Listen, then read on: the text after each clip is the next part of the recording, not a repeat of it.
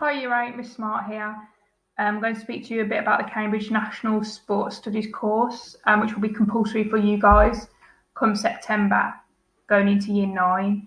The unit that I'm going to focus on in particular is the Developing Sports Skills unit. Now, some of you will be thrilled that this is mainly practical, others probably not so much, but there we go. Now, there are 4 learning aims in this task, or learning outcomes, 3 of which are practical and 1 at the end, which is written.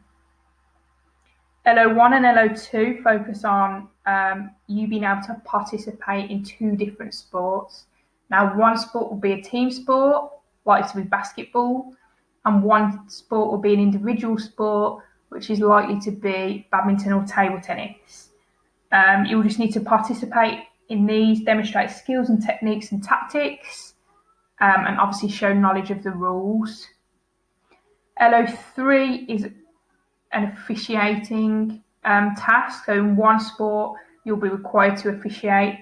And the sort of thing we're looking for here is confidence, you knowing the rules, and you using hand signals. Each of those things will be marked out of 15. And if you have a look on the knowledge organiser here, under practical challenges, you can see that I've put a few tasks. So research 10 rules in the team sport, so in basketball, research 5 officiating signals, 10 rules in the individual sport, so you can do badminton and table tennis, so you're prepared for whichever one you do in September, and research 5 officiating signals for that sport as well. This will just give you a lot of background knowledge and will help you to be able to be more confident in September. So really useful tasks there.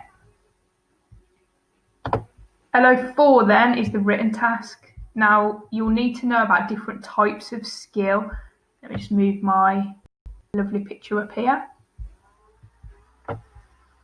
So here we have 2 continuums, simple and complex.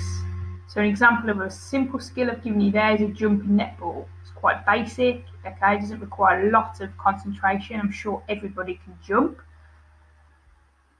Backhand spring, that is more of a complex skill. Okay, I know I certainly couldn't do a backhand spring. I'm sure some of you more flexible students can, but I certainly can't.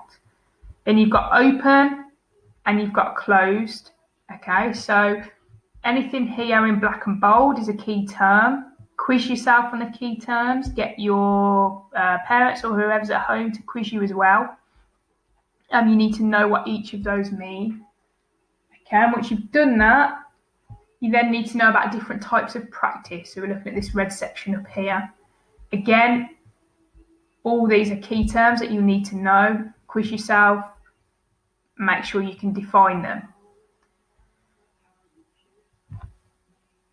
What this is based around is, once you've decided what a weakness might be in a sport, how would you then, or what type of practice would you participate in order to improve it? So let's say it's a badminton serve, you might do some fixed practice, which is repeating it over and over again in a stable environment.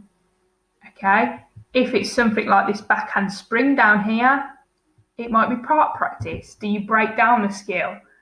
Okay, do you practice little section by little section and then put it all together at the end? All right, so you'll need to know how you would improve your weaknesses. Other methods to consider are down here. So you might alter the context or use tools such as video analysis. Can you think of any other methods that you might use to improve a certain skill? Okay, those of you that play sport outside school, you might have more knowledge around this. You might be able to see in real life what sort of things you do in training to improve your skills. Once you've got familiar with those terms, then can you design a training session using these types of practice, okay, to improve a weakness? Now, it doesn't necessarily have to be the weakness that you're going to use when you do your coursework, but nevertheless, if you can get into the habit of going through the process, then that will really help you. And then finally, down here, the last bit of the learning outcome you'll need to be able to describe how you're going to measure improvement.